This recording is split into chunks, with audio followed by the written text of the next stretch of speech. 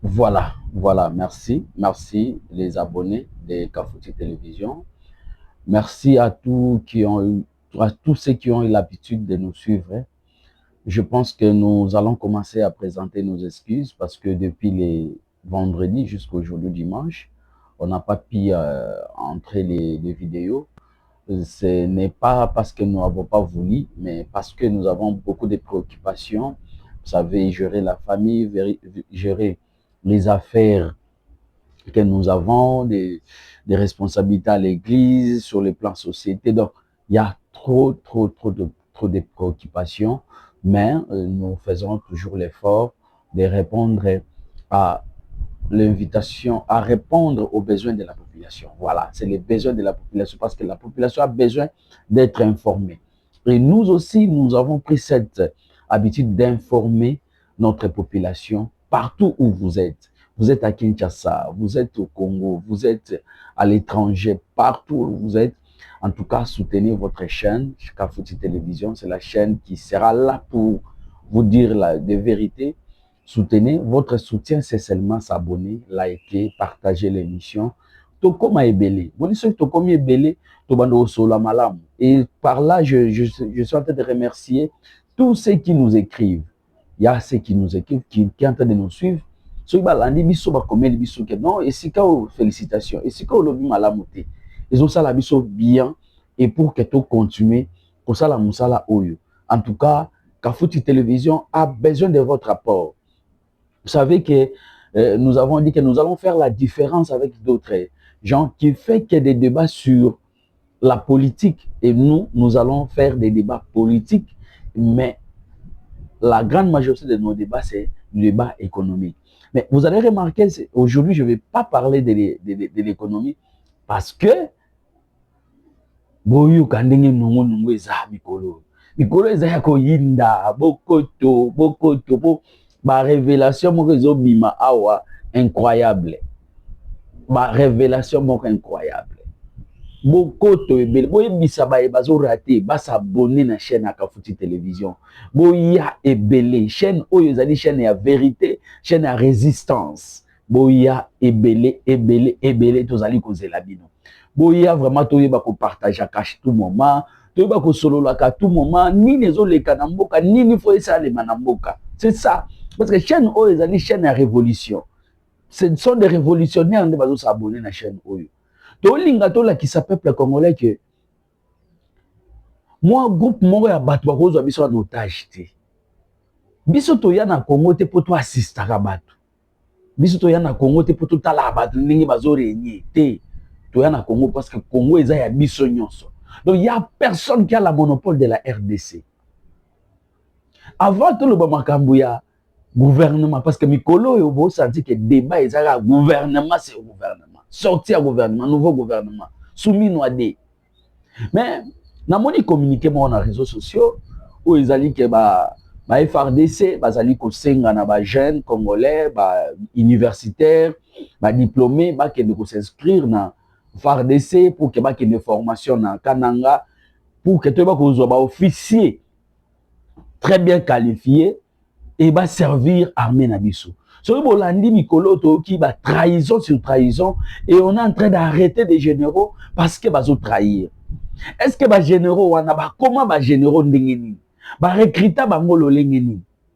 Na constitution nabiso, je pense c'est l'article 182, 183, matamwa likolo wana, nde ba ko lobela armée nabiso. Comment faire le recrutement? Comment faire le recrutement plutôt? Comment former ces gens que vous avez recrutés et comment les exploiter, comment les affecter, traitement na bango. Processus so ba kosala wana ndenge ba komata ba grade. Est-ce qu'aujourd'hui komata ba grade ya ba militaire na biso vous allez respecter? D'abord, je commence par les recrutements. Comment on recrute aujourd'hui? Ou ce sont des rebelles, bato ba continue ba groupe de rebelles, ba yé ba comme ba militaire, ba comme ba généraux, ba comment diriger armée na biso. Et voilà aujourd'hui les résultats. Voilà aujourd'hui les résultats. Certes, vous allez me dire que bazana bafutaka bango malamu te yango armée na biso ezaboye. Oui, ça c'est aussi c'est un aspect. Mais est-ce que la moralité, il y a bateau bako sala. Parce que c'est le pays que nous sommes en train de tout le monde pour mboka. Est-ce que bateau bako travail ba recruter qui wana baza malamu ata lelo ba tie bango na ba condition malamu pour répondre malamu. D'abord, nous devons parler du niveau du recrutement, la formation que bateau wana pour recruter bako zoa, et deuxièmement, rémunération na bango. Et na côté gouvernement, aujourd'hui on nous parle beaucoup de minéraux, on nous parle beaucoup des contrats que vous êtes en train de signer, on nous parle de beaucoup de choses que vous êtes en train de faire. Mais est-ce que bozo tchaba militaire, ba service de sécurité na biso na ba condition à malam? C'est ça le vrai problème aujourd'hui. Ba militaire na biso baza na ba condition moko inacceptable. Les services de sécurité na biso ba ko pesa les meilleurs d'eux-mêmes parce qu'ils sont dans des conditions très compliquées. Je vis des policiers ici chez moi en Galema. Na soucia to moni policier nenga vandeli ndenga simile munduki. Mais tu te dis non. Est-ce que moto pena ce qui koulou na bimia wa kosala musala? C'est regrettable. C'est pourquoi moni lelo na ba koulou na wana toko dénoncer, na ba criminel toko dénoncer. Ce qu'on continue à il y a tant de militaires, tant de policiers. Parce que rémunération, un militaire pour foutre à 50 $, pour foutre à 100 $. C'est tout à fait. Ce militaire pour foutre à 100 $, il faut voir comment suspecter. Ah, mon toit aura un bon wapi. Pourquoi ils ont comme un bongo?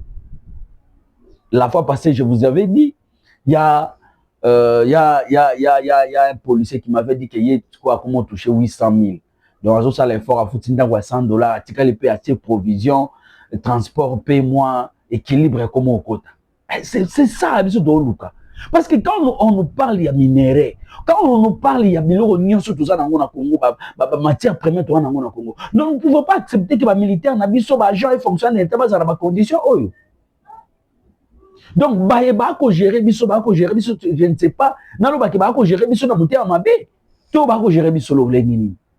qu'est-ce qui fait que va gérer la manière oyo? C'est pourquoi na benga responsabilité na biso peuple. Bango ba ko gérer mabe. Bango ba ko gérer ndenge balingi. Quelle est notre contribution? Mes chers amis, quelle est notre contribution en tant que peuple? Qu'est-ce que nous faisons? Tous accompagner bango te. To betela bango maboko à tout moment. To yembela bango, to benga bango ba président, ba prêtre. Ayembongo na biso ayibi makongo kabola. Militaire kuna zanzala. Militaire kuna futamite, enseignant futamite. Mais ye awa, prêtre, ye awa, patron, ye awa. Non. Biso toza ba responsable makamunyo sezo koma na mboka na biso. Nous devons changer. Tant de minéraux que nous avons. Mais voilà la qualité des militaires, voilà la qualité des policiers, voilà la qualité des agents, des agents intelligents de la République. Je cite les services de sécurité, ANER, des MIAB, les services nyonso. Vous avez la condition, vous avez la frontière, vous avez la condition que oyo agent ya des MIAB, oyo agent ANER, au milieu keli mawa. Au milieu keli mawa. Au lobby pendant que non, non, nous devons cesser avec ça. Nous devons cesser avec ça. Et aujourd'hui, le FARDC lance l'appel pour le recrutement. Je suis très content. Je suis en train d'encourager les jeunes. Baye basisi université. Baye bazosala université. Mais surtout baye basisi bomsala ezate bokende. Mais bokende gouvernement bozwa ba responsabilité na bino. Parce que ndenge bozo benga bangwana bango nde bakokoma danger pour na mboka boko futa bango te pour pesi bango formation ya malonga te.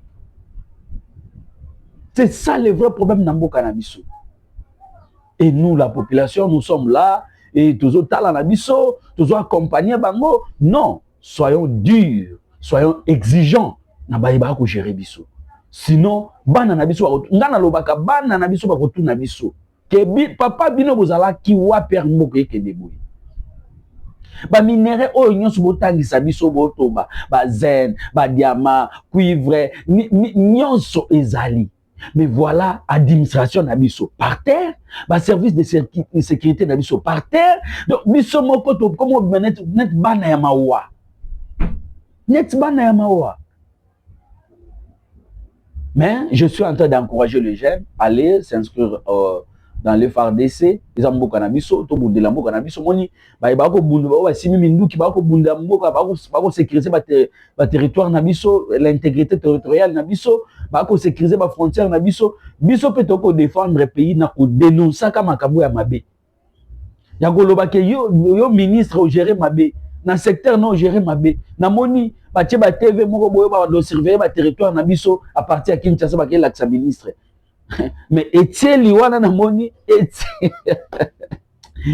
ah Seigneur Jésus, Congo na biso, Congo ngana mwana ngana koko na ngaza ki grand chef coutumier. Grand chef coutumier. Les grands chefs de groupement plutôt, c'est pas les chefs coutumiers. Les koko mumbonga, sur aucun territoire Masimanimba. Dans secteur ya Mosango, na mission Tumiki Otuni, bah oyebi sabino il y avait un grand chef là-bas, c'est lui qui avait fait que bah Belge je peux pas comment obanga contribuer à qui na lit au balumu basala. Kuti ya banaka ngo avant a boma des Belges.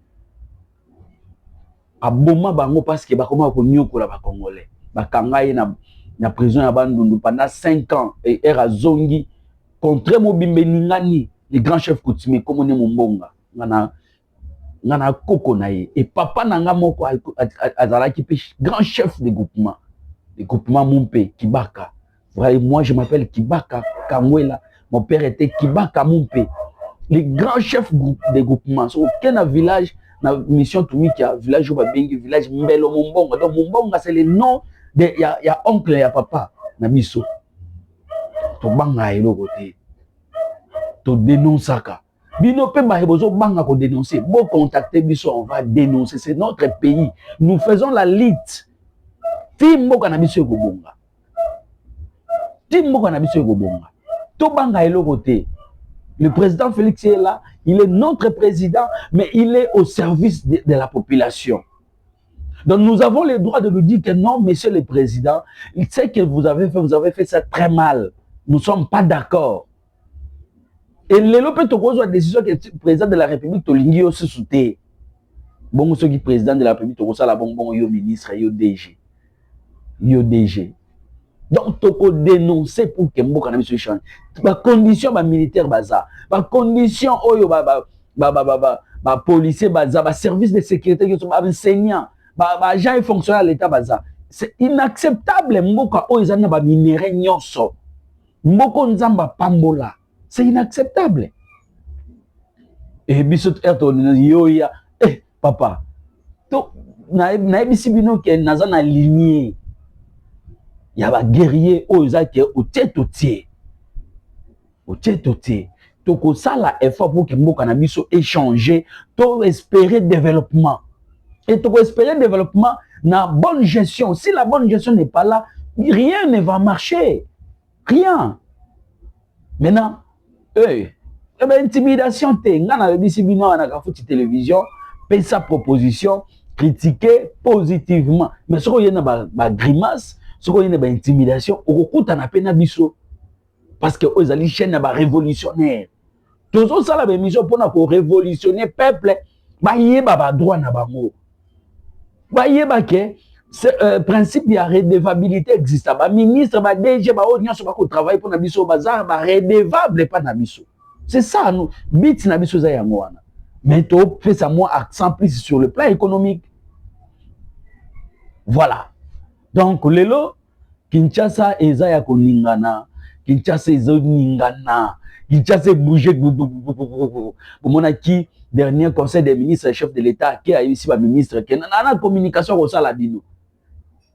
Mais na au salabino non, so na bosani bo rappelinga, ba sali pe conseil des ministres chef de l'État bosani abando bima. Moi di invite à lobby, excellence. Vous avez dit qu'il y a une communication très importante vous allez nous faire mais le chef de l'État lobby, voilà, j'avais oublié. J'allais seulement vous dire que la semaine prochaine, il n'y aura pas conseil des ministres parce que le D c'est férié. Et la semaine qui va venir, il y aura conseil des ministres. Mais parmi vous, il y aura paix qui sera là. Parce qu'il y a le gouvernement d'union nationale. Je ne suis pas content de votre résultat. C'est pourquoi nous avons changé. Et ceux qui seront mis à l'écart, ce n'est pas la fin du monde, c'est votre pays. Lorsque nous aurons besoin de vous, on va vous faire appel. Ma ministre, ma bossani, ma mitouka. Ma ministre, tension. Ma ministre, comment vous la porte à toilette. Ma ministre, ma sali, ma grand besoin. Parce que, on a mis tout dans le. Parce que selon Bango, Bango n'a que, kaka Bango, des fois, ma ministre. To kaka Bango, des fois, ma yéli na Congo, ya ko diriger. Donc, biso ba oyo, to kenda classe, to ça, ba 5 ans dans l'université, pamba. To ça, na biso ma yéli. Donc, soyons sérieux. Na poste à l'État, ceux qui va nommer yo, na 7 heures, et bah, na 16 heures, tu peux quitter. C'est une poste de responsabilité. C'est pas toi seulement qui au à la serviteur. Notre pays a plus de 120 millions. Vous savez combien d'intelligence c'est ça dans Mboka? C'est une grâce. Mais comment on a été que net yo no sukisi? Yo sukisi ta? Il faut battre musu subaya. Maintenant, le président a annoncé bango. Na lobaki waouh parce que le gouvernement tozeli en mingi. Waouh. Mais le président de la République jusque-là, il n'a pas donné l'objectif du gouvernement wana. Mission principale du gouvernement wana. Quand le monsieur le président, vous n'êtes pas content du résultat que le ministre va passer. Maintenant, oezoya, quelle est la mission principale? Bako se marteler sur quoi? Et vous allez bien parce que on est une mission et vous allez mission mon peuple tout le monde a une mission au président pessi. Na objectif au président c'est fixé, mais profil oyo tel vous allez il go répondre na ba besoin. Président jusque là tosé là pour gouvernement pe bimina noté mais tosé là. Donc ba ministre va jouer panique, ba ministre va saluer quoi ça.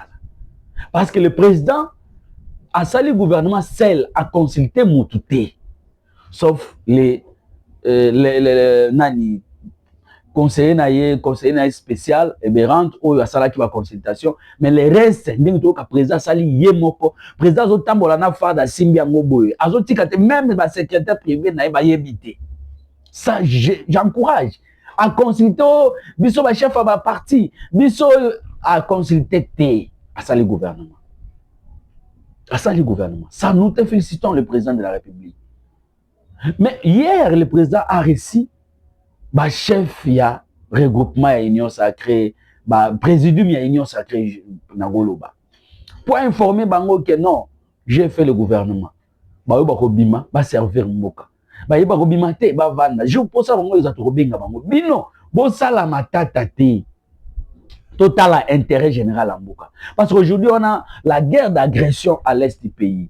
Il y a les M23, il y a les AFC, il y a trop de problèmes. Nous devons trouver des solutions. Et nous avons fait le gouvernement d'ouverture pour intégrer l'opposition. L'opposition, il y a la société civile. Donc, bon, tiens, ma tata, mais tout travailler pour l'intérêt en Mboka. J'ai aimé cette causerie morale, il y a chef de l'État.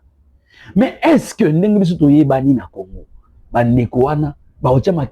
que le poids politique aujourd'hui n'est plus compté. Ils ont compté, on a 13 députés. Le président a répondre à besoin de donc, quand tu joueur par rapport que mener biso, il faut tout égaliser, tout le deuxième but, tout gagner. Et le président en tant que coach, a sali ba choix na yé moko. Donc, yo ko imposer été. Pour y imposer président, tika président ça la choix na yé. C'est pourquoi avertir bino. Mais moi je suis en train de voir ma frustration na sima en haut. Parce que tout yeba ni biso ba congolais. Et biso ba congolais ba to ba la frustration wana. Biso ne peuple to ko accompagner bango. Mais so biso peut to comme télémela bango, le blou ko na aussi là. Donc voilà, la révélation de ngana yebisa bino que chef de l'État lobby, semaine prochaine, le vendredi, il y a conseil des ministres. Donc, avant vendredi, il y a la sortie du gouvernement d'Union nationale. Qui sera là? Combien de ministres qui sera là? C'est pourquoi je suis en train de rentrer. Quel est l'objectif, mission principale du gouvernement des années? C'est pourquoi, Kokota, en tout cas, lisu likola lisu biso ba Congolais. Mutu nyonso akozala wana tokotalela ye, soki résultat exact toko dénoncer ya wana ka futi télévision. Toko dénoncer ya wana ka futi télévision. Parce qu'on a besoin des résultats. Nous pouvons, nous avons le makambo ba enseignant, nous avons le makambo ba militaire, nous avons le makambo ya ba agent fonctionnaire à l'État. Si les lots bazuna ne bon côté, les lots déjà les trois, comme les trois, mais bazun bon côté. Bako servir l'État, administration par terre. Macron aya wa rappeler biso lo biso ki les lots na bino za administration na bino za kokufa. Et si les lots toujours ça les fois ya ko bomisa yango te. Et les lots yoya il faut nga munana poids politique ya ngwa ndeli. Tozo bato na nyoto tcha ba muntu na yo comment on me soko okuka bango. C'est n'importe quoi. Nous peuple congolais ont souffert, ils ont eu la biso poids politique. Oh, tout qui n'a pas politique ouais. Peuple congolais ont souffert, ils ont eu poids politique yani. Biso on a besoin de résultats. Ba tché ministre sport a mis ba politique publique pour na avancement sport congolais. Ba tché pour na économie on met ma politique publique concrète pour l'économie de choses à la on a finance partout on a besoin de résultats. On n'a pas besoin y a poids politique la bisoana. Chef de l'État, je vous salue. En tout cas, continuez bongo. Continuez bongo. Parce que ils allaient dernière touche na yo. Ce que vous raté et si 2028 vous êtes là. 2028 banangalima balobi de Komaïke Kibaka 2028 biso nyonso na simana pour photo voter comme député olobela po tolobela rabiso de tolobela rabino déjà biso tolobela rabino sans que bo voter bon votaka biso na 2023 mais kadi masala ki wa kosala mais 2028 tozo ya lisusu il faut tolobela bana ngaliema il faut tolobela bana kisasa faut tolobela bango. Donc voilà le gouvernement d'ici vendredi gouvernement ezobima parce que vendredi il y a conseil des ministres na ba ministre Sika ba kokota en tout cas félicitations mais les résultats ba toi tout nanga oh non tout monde yo lobela mozito mais yé pas okota na yebité wana za secret chef de l'État pas le chef d'État zo tambola na fardu boui mutu moko ta yebi so mutu yebi x y oh papa au comme Félix c'est que tonde Félix a otambola na fardu yé moko. Donc voilà, pour le gouvernement, toujours zelayango et toujours espérer que madame va bien que la amélioration sur le plan société et que parce que Congolais a souffert mine. Chef de l'État, mais surtout on a besoin que au même changement dans le gouvernement parce qu'il vous reste plus ou moins 3 ans. Maintenant, tout le monde a une dénonciation. D'abord, nous avons félicité les gouverneurs militaires ya Ituri. Aujourd'hui, na Ituri, baza très satisfait na résultat na bango malgré ba cas isolé, bomona ki na commanda, bomona ki na partout toko mona, mais na Ituri baza très content na résultat. Les 21 communautés Ituri lelo tozo kenda 100% na réconciliation parce que il y a des efforts où les gouverneurs militaires à fournir na Monesco ba rapprochement bomona ki na arundenge bato wako yokana nous en félicitons. Mais ba cas isolé net na commanda partout bato ba kufi ba côté l'église catholique, ça ce sont des cas isolés, c'est pourquoi à chaque fois tu ça rabino que gouvernement il faut disponibiliser ba moyens pour e ba ko pesa na gouverneur militaire ba ko sala musala na ye malamu. Parce que politique oyo yaza nango il faut mettre en place. Mais pour mettre en place, il faut des moyens. Les militaires sont en front. Qui a bimaki, à lobby. Voilà les conditions y a militaires. Voilà les femmes y a militaires. Mais les gens ne veulent pas comprendre. Mais t'as là les complicité aux généraux. Mais lui est sain et sauf or Azan en front. Il pouvait aussi faire. Mais en tant que Congolais, en tant que patriote, en tant que nationaliste, aloba na simba drapeau na kokufa na drapeau et akosala la drapeau toko féliciter ye mais toko senga pe na gouvernement ki boba ko kata ba relation diplomatique na Uganda mbangu parce que la guerre où nous subissons ce n'est pas seulement le Rwanda mais il y a aussi l'Ouganda.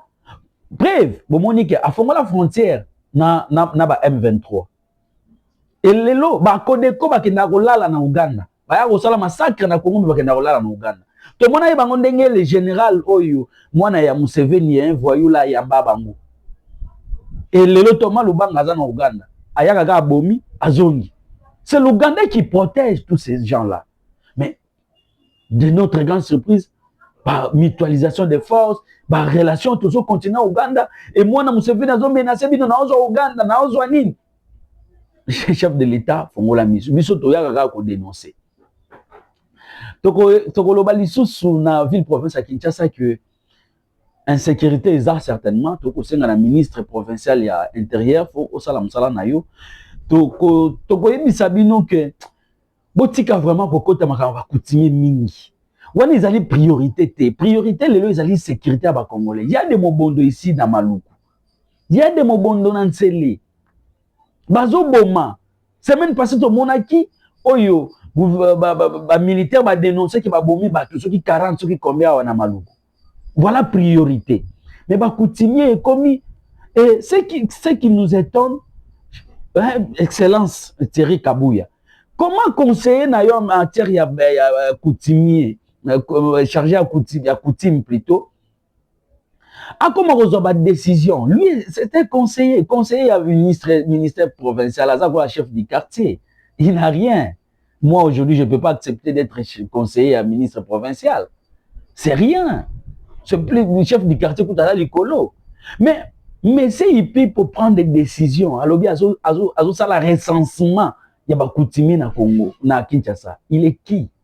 Si c'était vous, peut-être on peut accepter. Mais conseiller à la décision à Bongo, ça c'est grave. Ça c'est grave. Donc, moi je demande au service de sécurité d'arrêter M. Ipip. Donc, comme il a à exercer le pouvoir na Kimwenza, ou à Zolinga Boto la Bato à exercer, il y a un chef de groupement, chef coutumier, à Ken Alwala comme chef coutumier.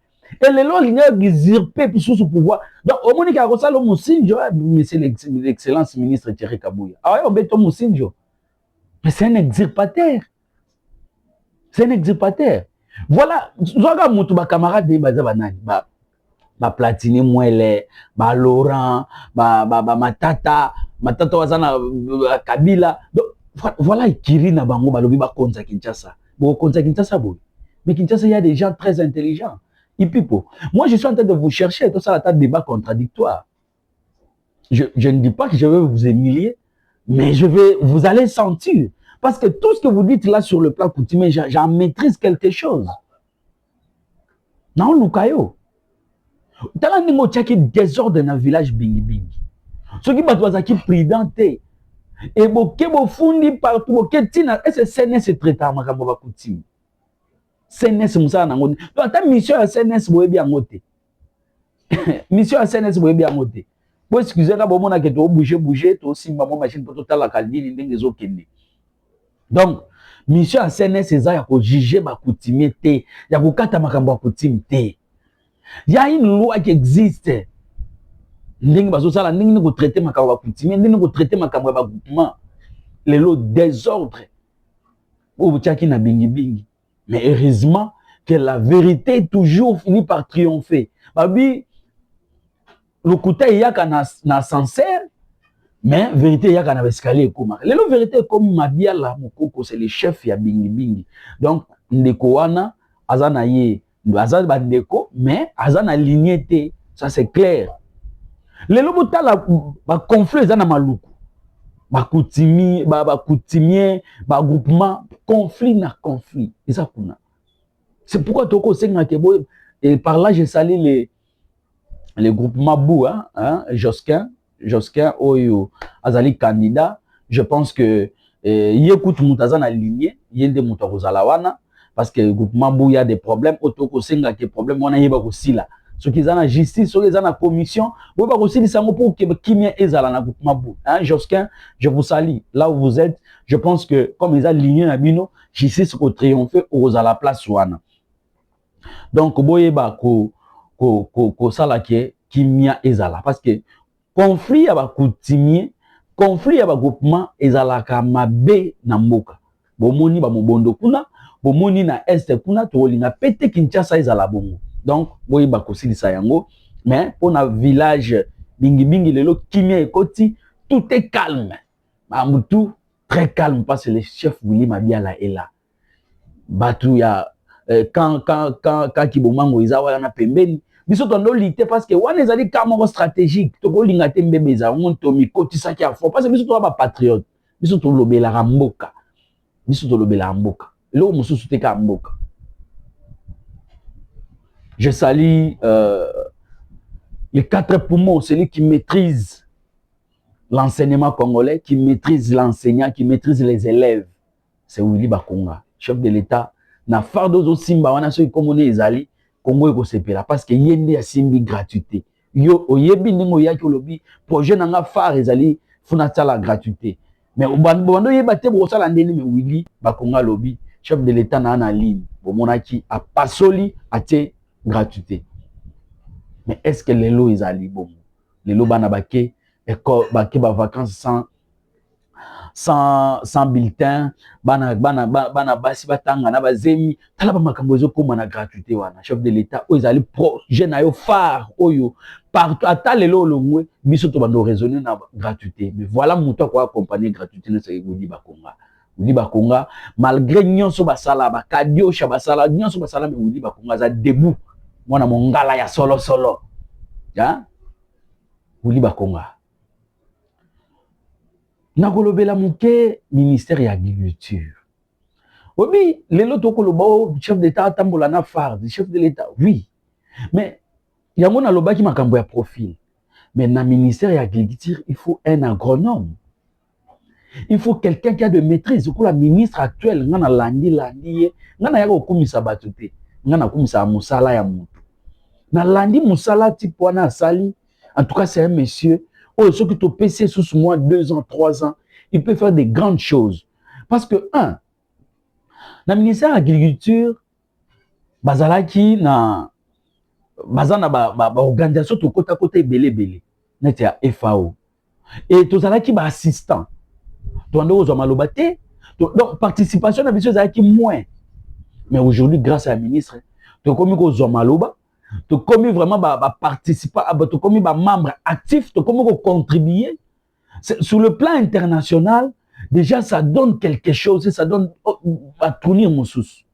C'est quelque chose à encourager. Et il vient de signer le contrat, il y a exportation, il y a pili-pili. Vous voyez bien qu'en Congo, l'économie est extravertie. Parce que tu as importation, ou tu as yaka.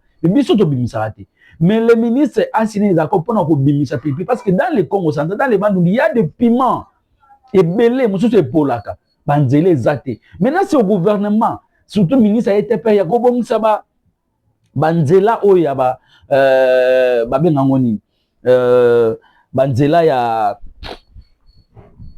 il y a des routes nationales, il y a des varies, il y a des desserts agricoles, des routes de desserts agricoles. Pour que les bimisa, les produits, surtout les produits exporter. Donc, ministre na koloba, ils ont une formalité, ils ont se remplir pour que l'exportation wana ebanda. Mais ce qui m'inquiète, c'est quoi? C'est des députés par occasion. Les airs tambou. Donc, à comment député éviter pourquoi comment député? Quelque chose comme ça, Oyo, ministre a signé un contrat pour l'exportation, quelque chose à encourager, mais député aille pour critiquer ministre. Mais député a critiqué le ministre, toi ça là, député il y a un endroit précis Oyo a bien ça ministre, c'est pas dans les télévisions comme ça là qui jalel. Toujours condamné makambo Oyo les airs à l'obaki pour la ministre. Le ministre est en train de bien travailler, mais nous demandons aussi au ministre de faire participer tous les services où travailler dans le ministère de l'Agriculture. Bascave, INERA, service où on a boosté.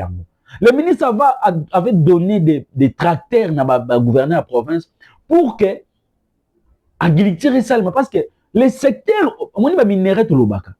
Tout le monde de côté, tout s'investit dans l'agriculture. Bon, on a que Congo, tout le bima, na difficulté tout ça. Le ministre a acheté des tracteurs. Après, si on a gouverneur. Le gouverneur va stocker, il y a un Congo central. Et la personne qui peut élargir la vision, il y a ministre dans la province. Ce sont des ministres provinciaux à l'agriculture. Mais dans le Congo central, c'est un tribal. C'est lui qui est en train de faire des choses avec son frère.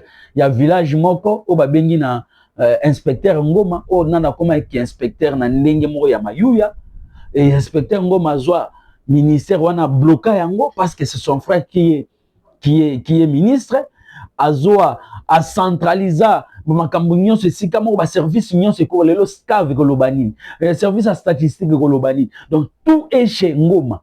C'est Ngoma qui décide et il décide seul. Et s'il y a des projets, il part seul, il part avec ministre, bazui ba photo, ba tient ba groupe, ba tient ba Facebook pour na bango musala yango wana.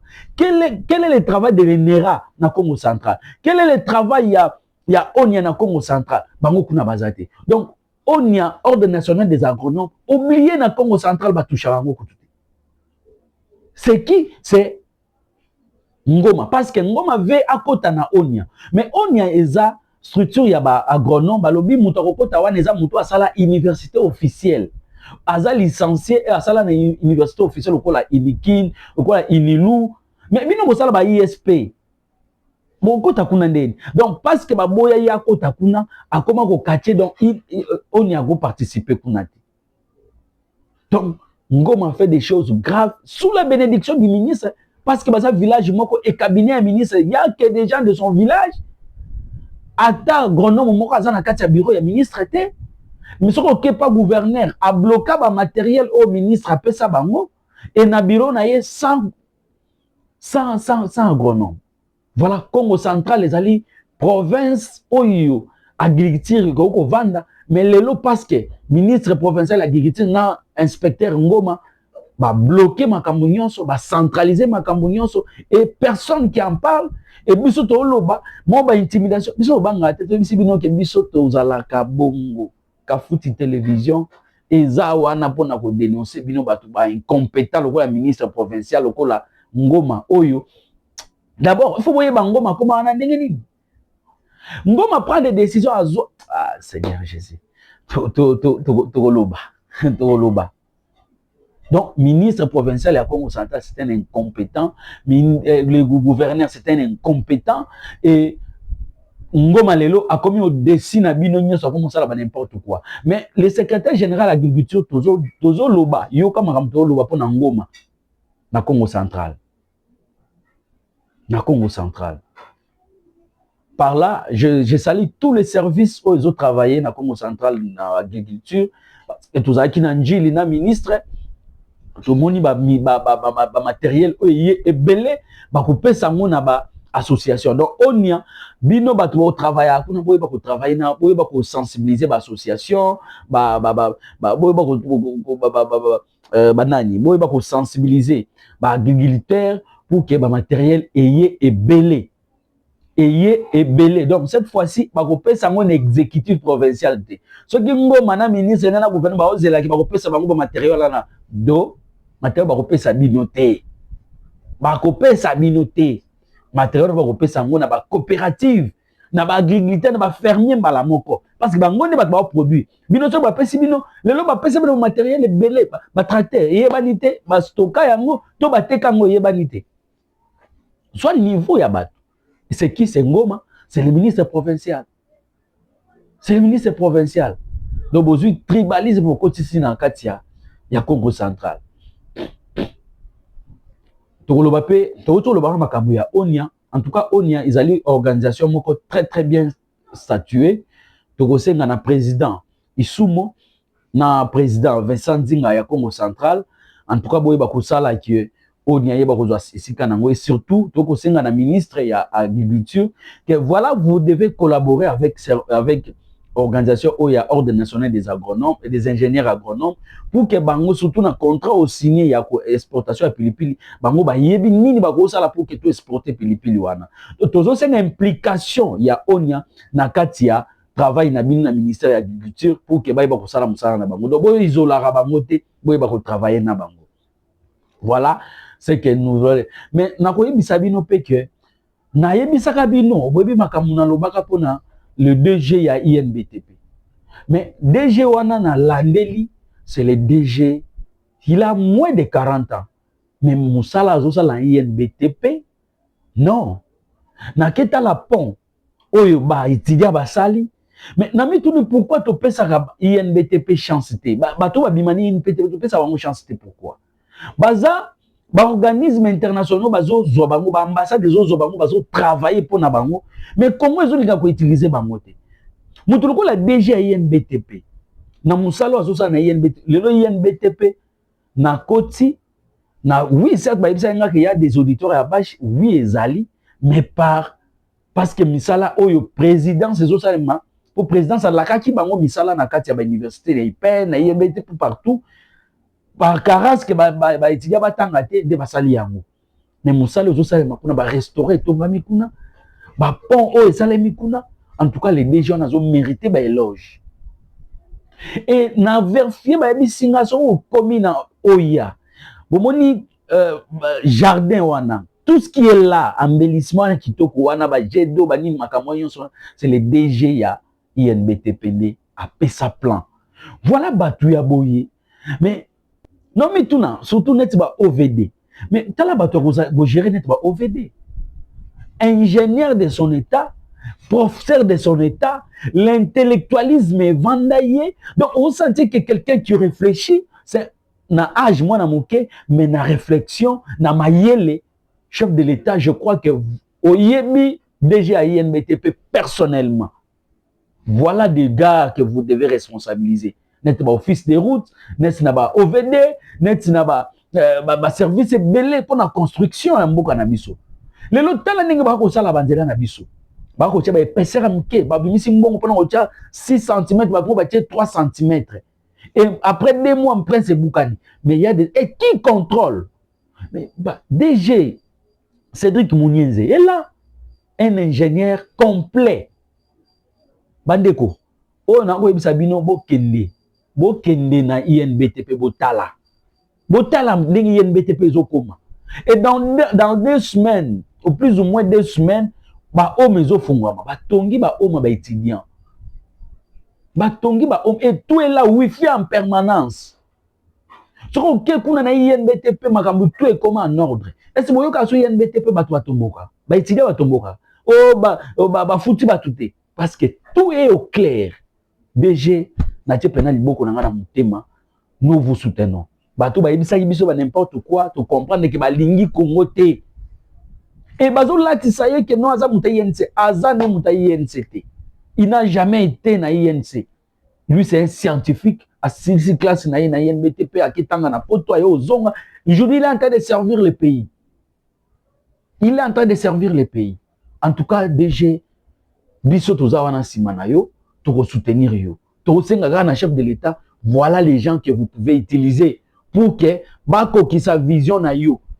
Jour à inauguration à Ponga na Ozalawa. Jour à inauguration ya ba homme, ba gokota ba. Tala nanu ndenga zali ko kende pona ba omwana akena ndenga nyamute quelqu'un qui travaille avec la sincérité, avec la collaboration na batu nyonso. Mais quel gêne hello ya oh non. En tout cas il faut soutenir jeune au chef de l'État biso ba jeune tolobi tala ba jeune ngotia liboso pour que ba fongola et soko solo lina ye en train de vous parler en train de vous parler, il y a ma préfective. Oh, mais. Ah, Seigneur Jésus. Chef de l'État, voilà les gens que vous pouvez travailler avec eux. Cédric Mounienze est déjà INBTP. C'est quelqu'un qui travaille, qui est en train de bosser. Oh, vision na INBTP ezali carré. Carré, j'ai dit. Vision na yo. Vision na yo ezali carré. Et pour on a tongi na moins de 150 000 $. Moins de 150 points ici. Mais si c'était des politiciens, Mbela est comme un million. Donc, chef de l'État, mon même responsabilité au Tonga Banzela. Vous avez donné autant de millions à OVD. Bah, ça, c'est l'autre. Mais vous pouvez responsabiliser ces jeunes-là. Oh, il y a un INBTP pour na Banzela à Kinshasa. D'abord, pour na Rosala Banzela, il faut quoi? Il faut étude. Est-ce que ça là yango? Quelles sont les routes prioritaires na Congo, na Kinshasa pour que vous banda Rosala yango? Aujourd'hui, on voit partout les chantiers. Est-ce qu'on travaille comme ça? Est-ce que préalablement, il y avait des études? Mais il y a des experts, il y a des ingénieurs très qualifiés comme Cédric Mounienze.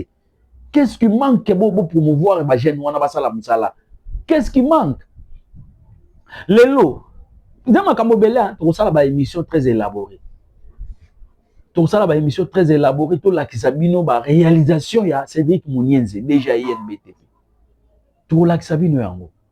Vous avez la kimia, tout là qui s'abino. Ce qui le nom, pourquoi tout ça là, mon lobby, tout là qui s'abino, donc, c'est un gène complet. En tout cas, félicitations DG pour le travail que vous êtes en train de faire. Félicitations encore. Et je chute par dire que service Yaskav na Congo central, en tout cas, Moussala Nango Kitoko, Toko Sepela, Moussala bien, surtout na frontière ya Lufu, Moussala Zosale Makuna, na frontière Nyonso ya Congo central, Moussala Zosale Makitoko na service Yaskav, parce que service Yaskav, ils allaient service aux alliés lutter contre l'insécurité alimentaire. Mais Toko regretter kaka, Toko funda na chef de l'État Kalaminta comme na Congo, que l'inspecteur provincial il y a agriculture, azo ça n'importe quoi, azo ba service union sonnet service à SCAV, service à statistique, ba service musu za wana a pasoli yango, tout est centralisé et pas naïe, c'est lui qui est le maître de tout, c'est lui qui fait tout et ils ont causé ba problème bande ko ko sala musala malamu bien té. Donc, il est devenu le tout pour ça sous la bénédiction. Il y a un ministre provincial parce qu'il y a un cousin, il y a un village monco. Donc, il fait, et ministre a eu un ils ont dénoncé que l'inspecteur on a comme place on a un ndenge ya mabe a jouer intérim mais a comme un ndenge ya mabe ya moto yoko dénoncé en tout cas na bino ba konzi bo ba kosala quelque chose. Voilà, donc comme il a ya émission na biso. Vous continuez à soutenir Bisso, vous continuez à liker l'émission, vous continuez à partager tout comme Ebele et vous s'abonner massivement à la chaîne Nabiso Kafouti Télévision pour que vous réfléchissiez pour Nabiso chaque jour. En tout cas, je vous dis au revoir, mais vous contactez Bisso, vous comme la Bisso na numéro Nabiso Totiaka pour que vous soyez toujours en contact. Bye.